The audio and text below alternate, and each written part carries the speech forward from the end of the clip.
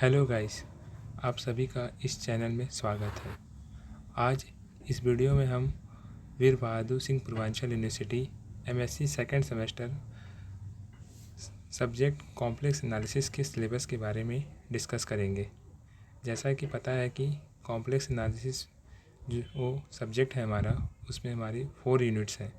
4 units में हमें कौन कौन से टॉपिक पढ़ने हैं, उसमें कौन सा इम्पोर्टेंट टॉपिक है, ये सब इस वीडियो के माध्यम से बताया जाएगा। यूनिट जो फर्स्ट है उसमें हमें पढ़ना है कि evaluations of the definitions and improper integral by the counter integrations method क्या होता है, ये यूनिट फर्स्ट में हमें पढ़ना है। फिर इसके बाद कॉन्फॉर्मल मैपिंग है, ये भी उसी में पढ़ना है। फिर बाइलिनियर ट्रांसफॉर्मेशंस, ये मोस्ट इम्पॉर्टेंट टॉपिक है। बाइलिनियर जो ट्रांसफॉर्मेशंस है ये हमारा क्या है, इम्पॉर्टेंट टॉपिक है बाइलिनियर ट्रांसफॉर्मेशंस। फिर इन्वॉल्विंग सर्कल्स क्या होता है ये पढ़ना है हमें।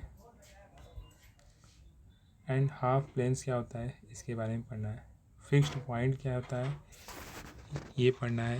क्रॉस रेशो क्या होता है इसके बारे में हमें पढ़ना है। Transformations W is equal Z square, जो W है वो हमारा क्या है, एक एनालिटिक फंक्शंस है। फिर W is equal tan square Z/2 है।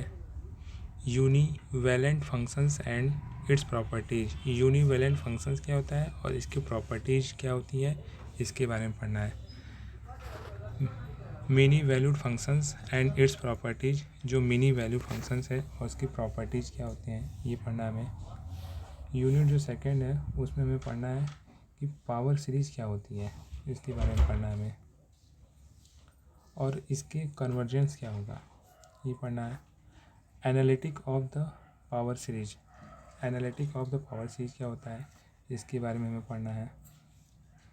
फिर singularity of the power series, ये भी हमारा कुछ इम्पॉर्टेंट लगता है। Singularity of the power series जो है ये भी पढ़ना है। मैक्सिमम मॉडुलस थ्योरम क्या होता है इसके बारे में पढ़ना है। सवार्च लेमा थ्योरम क्या है इसके बारे में पढ़ना है। हंडा मार्ट्स 3 सर्कल्स थ्योरम क्या है उसके बारे में पढ़ना है। बोरेल कैथोडरी थ्योरम क्या होता है इसके बारे में। फॉर्जेमैन लिंडोलोफ थ्योरम क्या होता है उसके बारे में पढ़ना है। यूनिट सेकेंड में हमें बस इतना ही पढ़ना है। अब यूनिट जो थर्ड है उसमें हमें पढ़ना है कि एनालिटिक कंटिन्यूएशंस क्या होता है उसके बारे में पढ़ना है। यूनिकनेस ऑफ एनालिटिक कंटिन्यूअस क्या है ये पढ़ना है हमें। फिर power series method of the analytic continuous हमें यूनिट थर्ड के बारे में पढ़ना है। नेचुरल बाउंड्री क्या होता है ये भी हमें यूनिट थर्ड में पढ़ना है।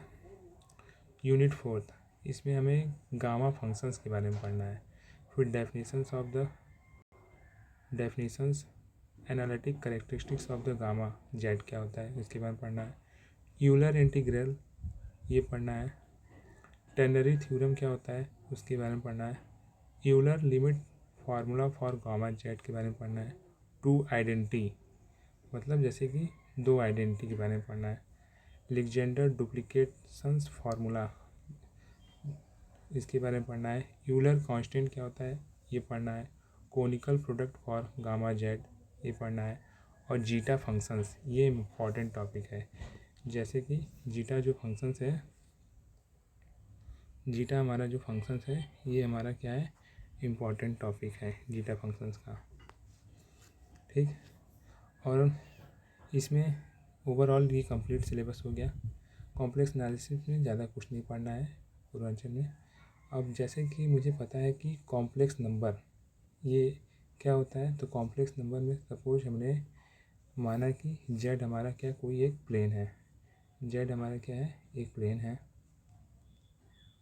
ठीक, तो हमने सपोज माना कि z is equal x plus i y दिया हुआ है, जिसमें हम क्या मान लेंगे, एक्स को हम रियल पार्ट मान लेंगे और आई को जो है वो हमारा इमेजनरी पार्ट हो जाएगा। आई हमारा इमेजनरी पार्ट हो जाएगा। ठीक है, एक्स हमारा रियल पार्ट और आई जो है इमेजनरी पार्ट हो जाएगा। बस यही मेरा कॉम्प्लेक्स एनालिसिस पढ़ने का मेन मोटो है। इसमें हमको पता है कि अगर हम W बराबर फंक्शंस को हम U प्लस IV के फॉर्म में पढ़ते हैं, तो इसे ही हम क्या बोलते हैं, कोचिज रीमान इक्वेशंस कहते हैं। इसके फार्मूला, इसे एनालिटिक फंक्शंस भी कहते हैं। इसको अगले टॉपिक में कवर किया जाएगा।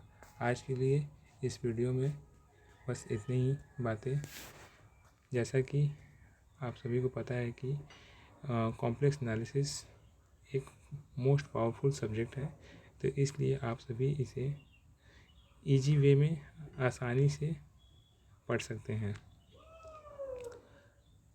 अगर वीडियो आप सभी को अच्छी लगे तो चैनल को सब्सक्राइब करें और इस वीडियो को ज़्यादा से ज़्यादा लोगों में शेयर करें, जिससे आपके साथ और भी लोगों को हेल्प मिल सके। आप प्रॉपर स्क्रीनशॉट ले सकते हैं।